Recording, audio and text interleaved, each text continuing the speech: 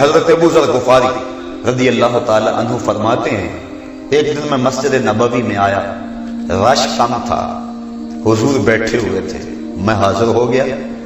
آقا کریم فرمایا ابو ذر، ہر چیز کے آداب ہیں اور مسجد کے بھی کچھ آداب ہیں۔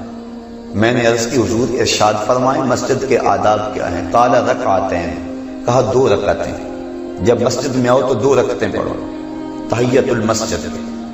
کہتے ہیں میں نے 2 رکعتیں پڑھی، اس کے بعد پھر حضور کے پاس آ کے بیٹھ گئے اور آقا کریم کی خدمت میں نے عرض کی ای الاعمال احب الی اللہ، حضور سب سے محبوب ترین عمل کون سا ہے جو اللہ کو سب سے زیادہ پسند ہے؟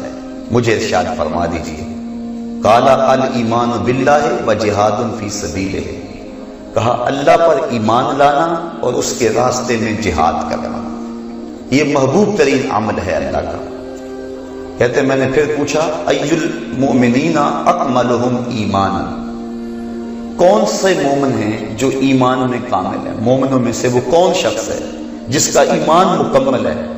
قال احسنہم خلقا، جس کے خلق اچھے ہیں اس کا ایمان کامل ہے۔ ذرا دیکھیے ایک ایک جملے کے اندر کتنی کتنی حقیقتوں کو سمویا جا رہا ہے۔ پھر میں نے کہا فأی المسلمین افضل، مسلمانوں سے افضل کون ہے؟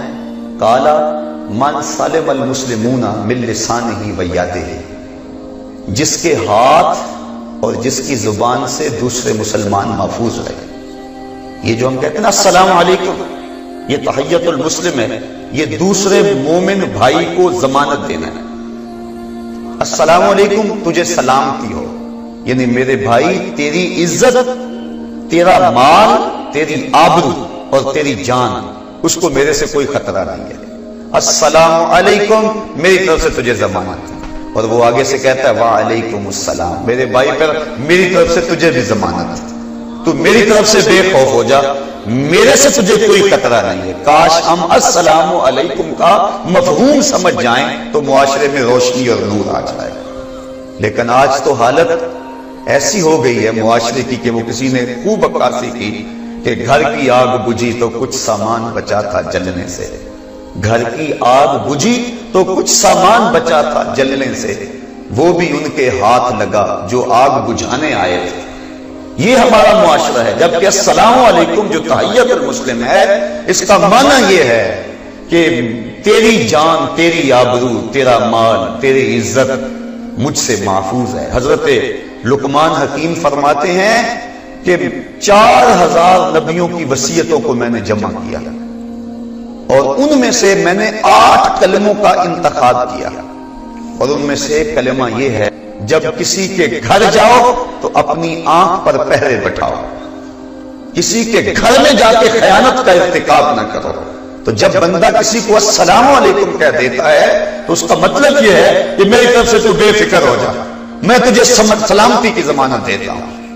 تو کہا کہ کون سا مسلمان ہے جو افضل ہے؟ قال من سلم المسلمون من لسانہ و یدہ، جس کے ہاتھ سے اور جس کی زبان سے دوسرا مسلمان محفوظ رہے۔ پھر میں نے عرض کی ای الہجرت افضل، بہترین ہجرت کون سی ہے؟ کون سی ہجرت افضل ہے؟ قال من ہاجر من السوء، جس نے گناہوں سے ہجرت کر لی، برائیوں سے ہجرت کر لی، یہ اچھی ہجرت ہے۔ گناہوں سے کنارہ کشی کرنا یہ بہترین ہجرت ہے۔ کہتے ہیں میں نے پھر عرض کی اور سے نہیں حضور مجھے کوئی وصیت کر دے، موج لگی ہوئی ہے، مسجد نبوی کا ماحول ہے، رنگ و نور کی برسات ہو رہی، جب حسن تھا ان کا جلوہ نما، انوار کا عالم کیا ہوگا، کیسا رنگ ہوگا، کیسا ماحول ہوگا، کھجور کی چٹائی پہ کونین کا شہنشاہ بیٹھا ہوا، حکمت کے موتی رو رہا ہے، ابو ذر دست بستا ہے، ہاتھ جوڑ کے پوچھتے ہیں، بندہ نواز جھولیاں بھر رہا ہے، ایک ایک جملے میں خزانے لٹا رہا ہے۔ کہا اوصنی، حضور مجھے وصیت کیجیے۔ کہا اوصیک بتقوی اللہ فإنہ زین لأمرک، کہ اچھا میں تجھے اللہ سے ڈرنے کی وصیت کرتا ہوں، یہ تیرے معاملات کا حسن ہے، تیری زندگی میں نکھار پیدا کر دے گا اگر تو اللہ سے ڈرنا سیکھ جائے گا۔ برکھا برس رہی تھی، باڑا بٹ رہا تھا، رحمتیں امڈ امڈ کے آ رہی تھی، گھٹائیں چھائی ہوئی تھی۔